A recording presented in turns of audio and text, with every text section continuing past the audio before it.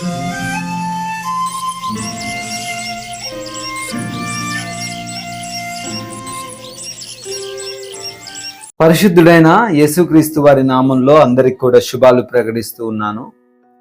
మనల్ని ప్రేమించిన దేవుడు, మన పైన జాలి చూపుతున్న దేవుడు, మన పైన నిరంతరము తన యొక్క కరుణను చూపుతున్న దేవుడు ఈ రోజున సజీవ లెక్కల్లో ఉంచారు. అందును బట్టి మనం దేవుణ్ణి స్తుతించబద్దులమై ఉన్నాం. హల్లెలూయా. ఈరోజు దేవుని వాక్యాన్ని మనం చూద్దాము. అందరూ కూడా ఆదికాండం 50వ అధ్యాయం 20వ వచనం తీయగలిగితే, జెనసిస్ చాప్టర్ 50 వర్స్ 20, మీరు నాకు కీడు చేయను ఉద్దేశించితిరి గాని నేటి దినమున జరుగునట్లు అనగా బహు ప్రజలను బ్రతికించినట్లుగా అది మేలు చేయుటకే దేవుడు ఉద్దేశించెను. హల్లెలూయా. ప్రభునందు ప్రియమైన సహోదరి సహోదరులారా, చాలాసార్లు మనం అంటే పడని వాళ్ళు, మన శత్రువులు, మన విరోధులు మనల్ని బాధ పెట్టాలని, మనల్ని కృంగదీయాలని, మనం పడిపోవాలని, ఏదో విధంగా మనకి హాని చేయాలని చూస్తూ ఉంటారు కదా. అయితే అటువంటి కీడుని సైతం ప్రభు ఏం చేయగలడట? మేలుగా మార్చగలడు. హల్లెలూయా. ఈరోజు బహుశా నీ శత్రువుల్ని కీడు చేయాలనుకుంటున్నారేమో, ఈరోజు బహుశా నీ యొక్క విరోధుల్ని కీడు చేయాలనుకుంటున్నారేమో, బహుశా నీవంటే పడని వారు నీ ఉద్యోగంలోనో, నీ వ్యాపారంలోనో, ఇక నీ యొక్క కుటుంబంలోనో ఏదో ఒక సమస్యను క్రియేట్ చేయాలి, వీళ్ళని ఎట్లయినా కానీ పడేయాలనే ఆలోచన కలిగి ఉన్నారేమో. ఈరోజు దేవుడు నీకు క్లియర్గా చెప్తున్న విషయం ఏంటంటే, వాళ్ళు కీడు చేయాలనుకున్నా మీరేం కంగారు పడకండి, నేను దానిని మేలుగా మార్చబోతున్నాను. హల్లెలూయా.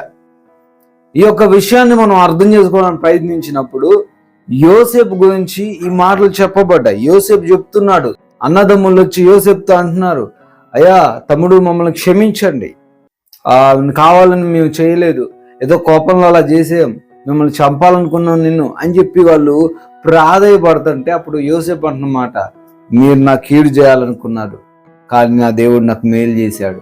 ఈరోజు నా ఇంత గొప్ప స్థితిలో ఉన్నానంటే, ఈరోజు నా ఐగుప్తు రాజ్యంలో ఒక రాజు తర్వాత ఒక రాజుగా నేను ఉన్నానంటే ఆ రోజు దానికి కారణం మీరే. ఎందుకు మేము అంటే, ఆ రోజు నా కీడు చేయాలనుకున్నారు కదా, ఆ కీడును నా దేవుడు మేలుగా మార్చాడు. ఈరోజు నీ జీవితంలో కూడా సమస్యలు, ప్రతికూలతలు, ఇబ్బందులు వస్తాయి, రావు అనట్లే.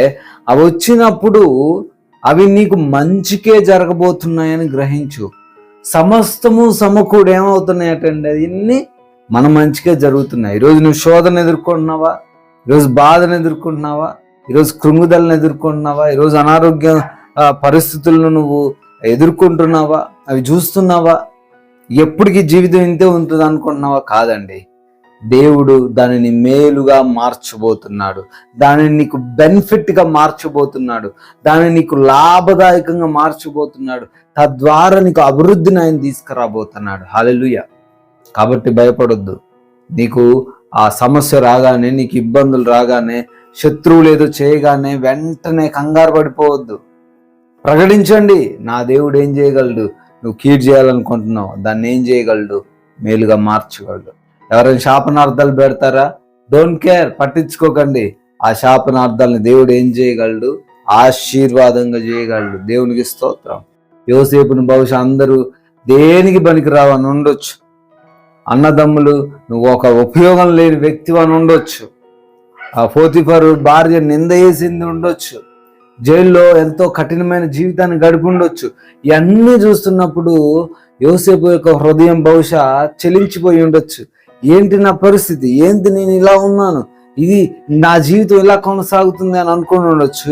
కానీ లాస్ట్కి ఏమైంది? చివరిగా యోసేపు జీవితం మార్చబడింది. హల్లెలూయా. నీ జీవితం కూడా మార్చబడుతుంది, నీ బ్రతుకు కూడా మార్చబడుతుంది. ఈరోజు ఎదుర్కొంటున్న పరిస్థితులు, ఈరోజు నువ్వు ఫేస్ చేస్తున్నటువంటి ఛాలెంజెస్ ఏవైతే ఉన్నాయో నీకు మంచి చేయడానికి వచ్చాయి, నీకు ప్రమోషన్ ఇవ్వడానికి వచ్చాయి, నీ జీవితంలో ఇంకొక మెట్టు ఎదగడానికే వచ్చాయి. హల్లెలూయా. కాబట్టి భయపడకు. కాబట్టి దుఃఖించుకో, వాటిని చూసి కలవరపడకు. నాకు నా దేవుడు ఉన్నాడు, నాకు నా యేసయ్య ఉన్నాడు. ఆయన ఈ యొక్క శాపాన్ని, ఈ యొక్క పాపాన్ని, ఈ యొక్క కీడుని కూడా ఏం చేస్తాడు? నాకు మంచిగా చేస్తాడు అనే విశ్వాసం నీలో ఉండాలి.